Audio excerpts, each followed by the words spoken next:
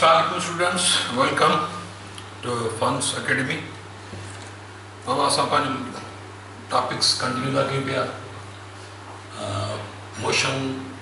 जी last lecture आई, problems आहिनि कुझु उन्हनि ते था डिस्कस कयूं. लेक्चर नंबर 13.16 यानी 16 लेक्चर आहे, यानी लेक्चर 3 चैप्टर जो 16 लेक्चर आहे. First year physics pre test topic problems आहिनि. ओके, त ही प्रॉब्लम आहे असांजो 5 नंबर प्रॉब्लम, जेको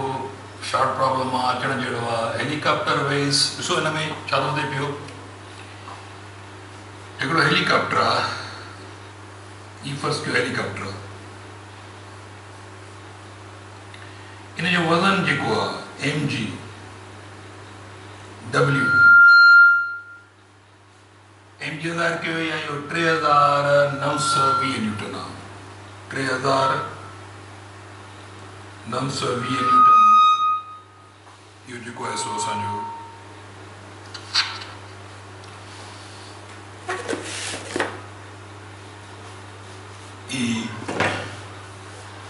हेलीकॉप्टर वेज जंहिंजो वज़न केतिरो आहे 3920 Newton. Calculate the force on it. जेको हिन ते फोर्स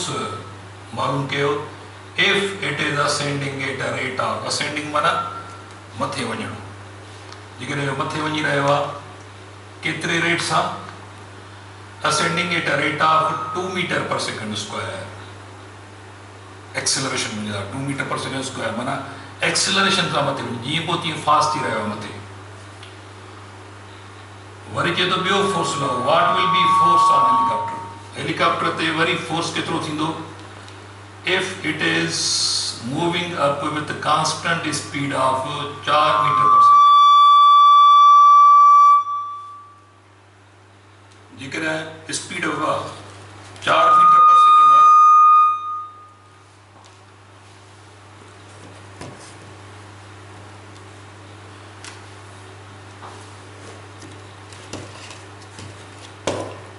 स्पीड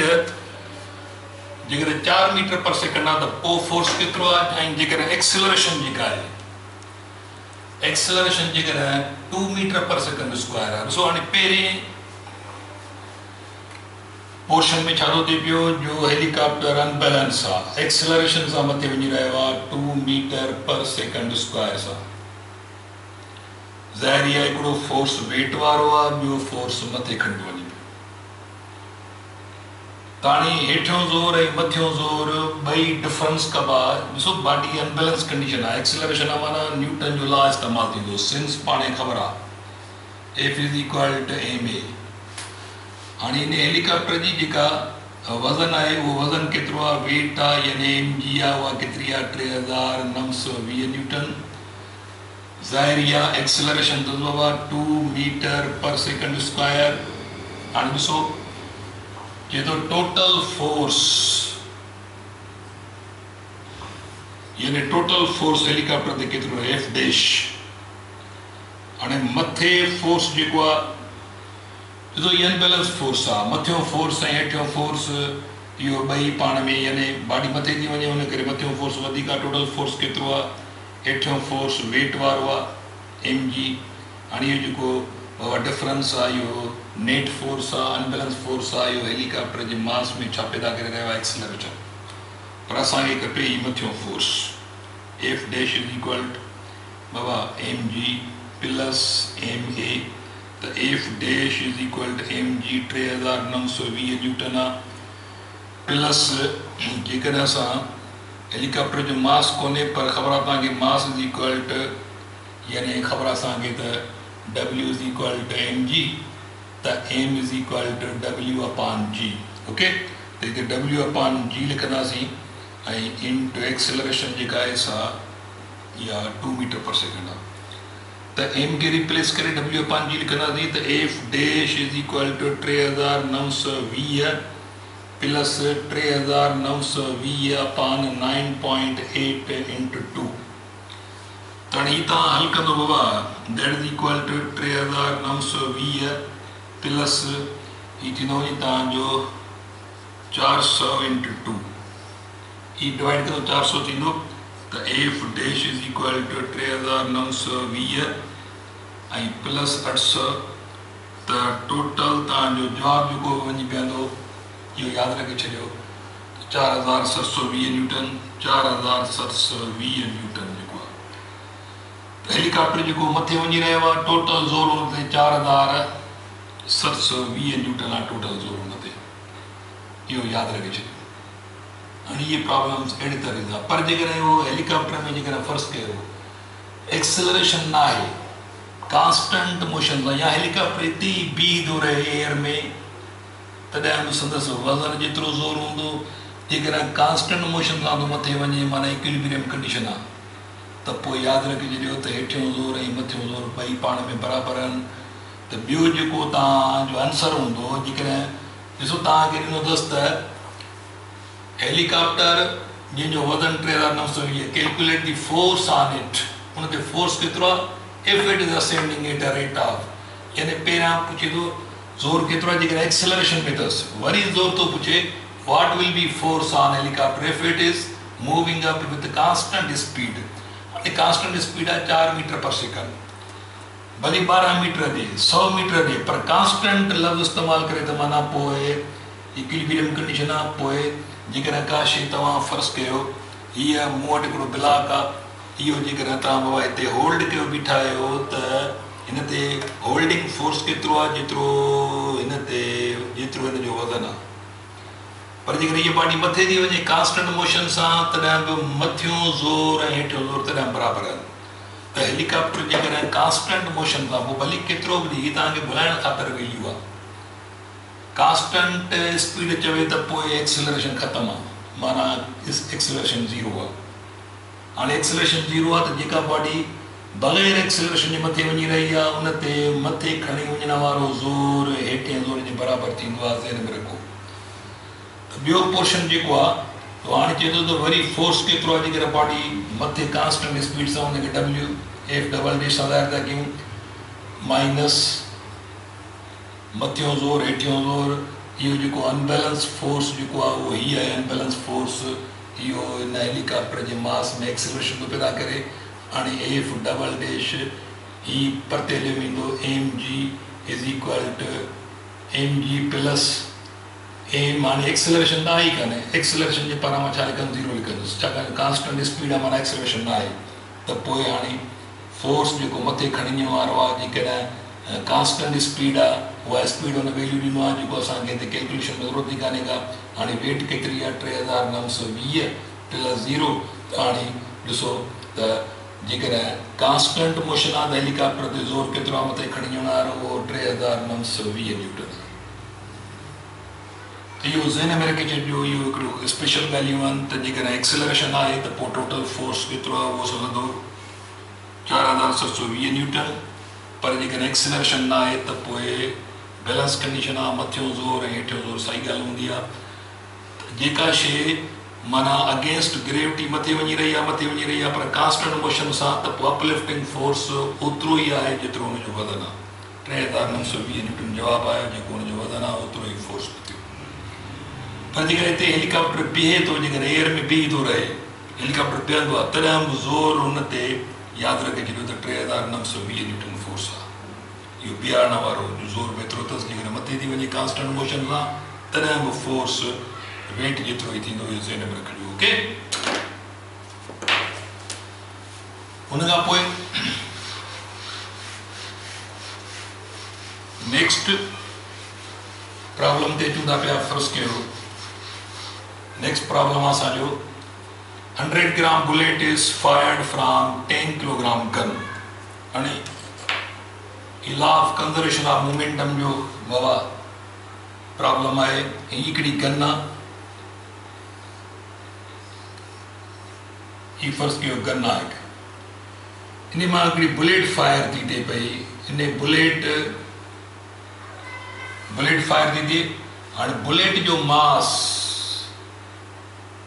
M1 फ़र्ज़ु कयो बुलेट जो मास आहे जेको 100 बाबा ग्राम आहे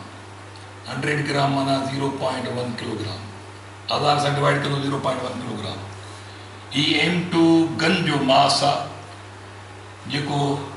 गन जो मास असांखे 10 kilogram fired from 10 kilogram gun. A 100 gram bullet is fired from 10 kilogram gun. इहो 10 किलोग्राम जी गन आहे. ओके, हाणे बुलेट जे स्पीड सां with a speed of माना bullet with a speed of 1000 meter per second सां माना बुलेट जेका निकिरे थी स्पीड ऑफ बुलेट v1 सां ज़ाहिर था कयूं 1000 मीटर पर सेकेंड सां या बुलेट फायर थी थिए न थिए तो ये गन फायर कबो आहे त बुलेट अॻिते गन पोइ ते रिकॉइल कंदी पोइ ते झटको ॾींदी त हाणे हीअ सां v2 जेका आहे सा गन जी वेलासिटीअ खे यानी इज़ इक्वल टू वॉट यानी speed of recoil of gun केतिरी आहे माना गन पोइ ते केतिरी स्पीड सां झटको ॾींदी त हिन में यादि रखे छॾियो momentum of bullet is equal to momentum of gun. यानी momentum of bullet means mass of bullet, velocity of bullet is equal to momentum of gun, mass of gun, speed of gun. ताणी gun जी speed v2 is equal to m1 v1 upon m2. The speed of gun recoil, speed of recoil of gun is equal to m1 bullet जो मास आहे 0.1 speed अथसि 1000 upon m2 gun जो मास आहे 100 त ही बाबा v2 is equal two ही मथे बचो 100 अपॉन 10 त v2 is equal to 10 meter per second माना जेका गन पोइ ते रिकॉइल कंदी पोइ ते झटको ॾींदी उहो 10 मीटर पर सेकेंड सां झटको ॾींदी. ओके, त अहिड़े नमूने सां इहो तव्हांखे इन क्वेश्चन वरी प्रॉब्लम अहिड़े क़िस्म जो अची वञे त इहो तव्हांखे हल करिणो आहे. ऐं उन खां पोइ नेक्स्ट ही इंक्लाइन प्लेन जो प्रॉब्लम आहे हिकिड़ो यानी नंढे क़िस्म जो प्रॉब्लम आहे इंक्लाइन प्लेन जो. त ही अचो हिन इंक्लाइन प्लेन वारे प्रॉब्लम खे हल कयूं पिया. मिसाल बाबा हाणे हिकिड़ो साइकिलिस्ट आहे जेको 30 डिग्री जे स्लोप ते theta is equal to 30 degree 30 degree जे स्लोप ते हिकिड़ो साइकिलिस्ट वञी रहियो आहे. हीउ हिकिड़ो साइकिलिस्ट आहे जेको 30 डिग्री जे स्लोप ते वञी रहियो आहे. केतिरी स्पीड सां वञी रहियो आहे यानी initial velocity. The cyclist is going up a slope of 30 degree with a speed of 3.5 meter per second. यानी 3.5 मीटर पर सेकंड सां 3.5 मीटर हर हिकु सेकंड में मथे चढ़ी रहियो आहे. Okay, if he stops pedaling, how much distance will he move before coming to rest? चए थो हाणे पेडलिंग जेॾी महिल ई माण्हू पेडलिंग हलाईंदी आहे पेडलिंग कंदो वेंदो त हलंदो थो वञे 3.5 मीटर पर सेकंड सां ई वञे थो पियो. 30 डिग्री जो स्लोप आहे. हाणे जेकॾहिं इहो स्टॉप थो करे पेडलिंग स्टॉप कंदो लाज़मी आहे. जिथे पेडलिंग स्टॉप कंदो उते ई कोन बीहंदी बॉडी पर इनर्शिया जे करे मथे वेंदी. हाणे मथे वञी लाज़मी आहे या किथे न किथे बीहंदी माना बीहे थी त माना vf हिन जी 0 थींदी. चए थो पेडलिंग स्टॉप करण खां पोइ बि इहो साइकिलिस्ट केतिरो मथे वेंदो माना s is equal to what pedalling stop करण खां पोइ बि केतिरो परते वञी बीहंदो यानी केतिरो डिस्टेंस अञा मथे कवर कंदो. ओके, त हिते जेका v आया उहा 3.5 मीटर पर सेकेंड आहे बाबा. उन खां पोइ एंगल जेका आहे सा 30 डिग्री आहे ऐं उन खां पोइ ज़ाहिरी आहे उहो स्टॉप थो करे फाइनल वेलासिटी 0 अथसि ऐं असांखे डिस्टेंस मालूम करिणो आहे. हाणे हिन में जेको फार्मूलो इस्तेमालु कंदो उहो ई फार्मूलो 2gS is equal to vf square minus vi square. पोइ ॾिसो हिते इंक्लाइन प्लेन आहे उन करे ही जी जो साइन थीटा थो कमु अचे. यादि रख केरु थो हिनखे ॿियारे बाड मथे थी वञे पोइ हिते जी साइन था वेट वारो कंपोनेंट आहे पोइ हिते जेको हिनखे ज़ोर थो लॻाए ॿियारे. त हिते यादि रखे छॾियो त असां माइनस में बि रखंदासीं -2g सां गॾु साइन थीटा लॻंदी इंक्लाइन प्लेन में. यादि रखे छॾियो त ज़ाहिरी आहे सिधी लाइन में हरकत आहे ऐं बॉडी जेका स्टॉप करण खां पोइ कांस्टेंट डेसेलरेशन हूंदी उन करे इक्वेशन ऑफ मोशन इस्तेमालु कबी पर हिते जी सां गॾु साइन थीटा छाकाणि जो ख़बर आहे तव्हांखे पोइ हिते पढ़ी आया आहियूं त बॉडी मथे त वञे थी पर पोइ हिते जी साइन थीटा वारो कॉम्पोनेंट आहे जेको हुनखे पोइ थो करे माना हिनखे स्टॉप थो करे पोइ ओके जी sine theta into S is equal to V F square minus V I square त -2 इंटू 9.8 साइन जेका है सा 30 डिग्री आहे इंटू एस मालूम करणी आहे वी एफ 0 आहे वी आई 3.5 स्क्वायर आहे ये माइनस माइनस में कैंसिल ये थींदो वञे 19.6 into sine 31/2 into S is equal to 12.25 थींदो भाई 12.25 इन जो स्क्वायर थींदो त ये थींदो वञे बाक़ी 9.8 अच्छा ही जेकॾहिं तव्हां फ़र्ज़ु कयो ही फॉर एग्जाम्पल मां हिते अञा बि हिनखे 2 इंटू 9.8 इंटू साइन 31/2 ही 2 में कैंसिल बाक़ी तव्हांजो सॉरी ही थोरो स्टेप मां वरी थो लिखां पियो त 2 into 9.8 into sine 31/2 into S बराबर 12.25 इन जो स्क्वायर ओके हाणे ही 2 में कैंसिल कयो बाक़ी 9.8 ते बचो हाणे एस बराबर 12.25 ओवर 9.8 डिवन में थी वेंदो 9.8 डिवन में थी त S is equal to 1.25 meters त इहो डिस्टेंस जेको ही साइक्लिस्ट कवर कंदो मथे पेडलिंग स्टॉप करण खां पोइ बि 1.25 मीटर 1.24 माना 1.25 मीटर मथे वञी बीहंदो त इहो केरु थो पोइ हिते ज़ोर लॻाए हिनखे इहो जेको आहे सो ही जी साइन थीटा आहे माना वेट जो उहो कॉम्पोनेंट जेको हिन इंक्लाइंड प्लेन सां पैरेलल कॉम्पोनेंट आहे जेको जी साइन थीटा पोइ हिते सां अहिड़ा यानी अहिड़े क़िस्म जा कॉम्पोनेंट पढ़ी आया आहिनि उनखे ध्यानु में रखिजो ओके त इहो अहिड़े नमूने सां हिकिड़ो ॿियो प्रॉब्लम हिन जो कार जो अथव उहो तव्हां थोरो ट्राए करे छॾिजो प्रॉब्लम जेको बुक में अथव ओके त हाणे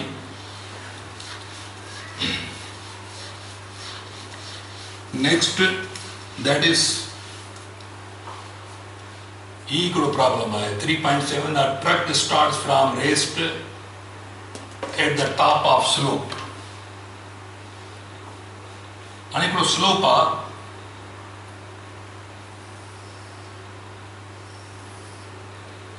equal slope हुआ मिसाल इन स्लोप जी हाइट इहा आहे 1 मीटर ऐं हिन स्लोप जी इहा जेका लेंथ आहे टोटल लेंथ उहा मिलियल आहे A truck starts from rest at the top of slope which is 1 meter high माना जेका स्लोप आहे स्लोप 1 मीटर हाई आहे हिते मथे हिकिड़ी ट्रक बीठी आहे हीअ ट्रक बीठल आहे मथे ओके and 49 meter long माना ही जेको चाड़ी आहे या टोटल 49 मीटर या लॉन्ग हितां ट्रक हेठि अचे थी पई एंगल न आहे मिलियल असांखे हीअ जेका एंगल थीटा आहे इहा न आहे मिलियल इहा मिलियल न आहे पर असांखे परपेंडिकुलर मिलियल आहे हेपार्टिन्यूज़ मिलियल आहे परपेंडिकुलर हाइट आहे हेपार्टिन्यूज़ लेंथ आहे असांजी इंक्लाइन प्लेन जी find its acceleration and speed at the bottom of the slope चए थो हाणे हीअ त एक्सेलरेशन मालूम कयो केतिरी आहे ऐं ॿियो हिन जॻह ते बॉटम ते तरे ते माना ट्रक हिते पहुचंदी त हिते हिनजी फाइनल वेलासिटी केतिरी आहे माना फाइनल वेलासिटी 49 मीटर कवर करण खां पोइ पर पहिरियां लाइ हिनजी एक्सेलरेशन ॾिसो बाबा असांखे ख़बर आहे त सॉल्यूशन हाणे हिन में वी आहे त 0 आहे छाकाणि जो ट्रक जेका अचे थो रेस्ट मां थी स्टार्ट थिए ओके ऐं तख़्ते जी लेंथ माना जेको डिस्टेंस आहे टोटल इहो 49 मीटर आहे ऐं जेका हाइट आहे सा 1 मीटर आहे ऐं उन खां पोइ वी एफ चए थो केतिरी आहे एक्सेलरेशन थो पुछे एक्सेलरेशन केतिरी आहे उन खां पोइ बॉटम वटि यानी फाइनल वेलासिटी केतिरी हूंदी त पहिरियां ॾिसो त केतिरी एक्सेलरेशन सां इहा गाॾी हेठि ईंदी असांखे ख़बर आहे सिंस यानी acceleration is equal to g sine theta असां नेग्लेक्ट था कयूं प्रॉब्लम में आहे त फ्रिक्शन निगलेक्ट कयो g sine theta a is equal to g sine theta angle ना मिलियल त मुंहिंजो फंक्शन आहे परपेंडिकुलर अपॉन हेपार्टिन्यूज। हाणे सो ही ट्रायंगल आहे हिकिड़ो त ही हाइट आहे परपेंडिकुलर ही हेपार्टिन्यूज त मां हिते लिखी सघां थो height upon length perpendicular upon hypotenuse त a is equal to 9.8 into height 1 आहे ही 49 आहे त ए इज इक्वल टू यादि रखे छॾियो बाबा 0.2 मीटर पर सेकंड स्क्वायर हिकिड़ो आंसर ई हूंदो 0.2 मीटर पर सेकंड स्क्वायर। इन तेज़ीअ सां ट्रक जेका आहे असां हेठि ईंदी यादि रखे छॾियो ओके। पर हाणे हिते केतिरी ईंदी हीअ एक्सेलरेशन आहे हिन एक्सेलरेशन हेठि थी अचे मथां खां 49 मीटरनि खां पोइ हिते फाइनल वेलोसिटी केतिरी हूंदी त पोइ हाणे वरी असां इन जी फाइनल वेलोसिटी एंड बॉटम ते VF इज इक्वल टू यानी असां final velocity time nominal 2g sin theta is equal to VF square minus VI square. And so final velocity final velocity असां लहंदासीं S is equal to VI असां formula जेके आहिनि मगर सो VF is equal to VI plus GT असां time कोन्हे को S is equal to VIT plus 1/2 GT square हिते तव्हांजी ॾिसो यानी G जो वैल्यू जेको आहे यानी एक्सेलरेशन जेका आहे साफ़ तव्हांखे मिलियल आहे पर हिते ॾिसो टाइम वरी बि हिते आहे असांजो फार्मूलो हूंदो 2g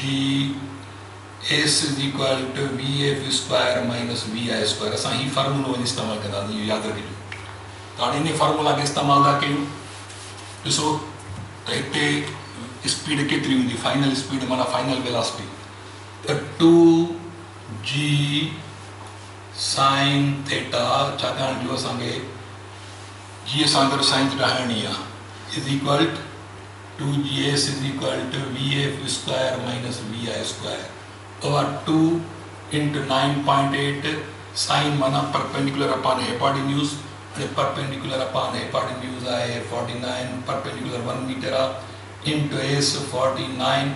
okay is equal to VF square VI जेका आहे सा 0 VI 0 छाकाणि बीठल ट्रक आहे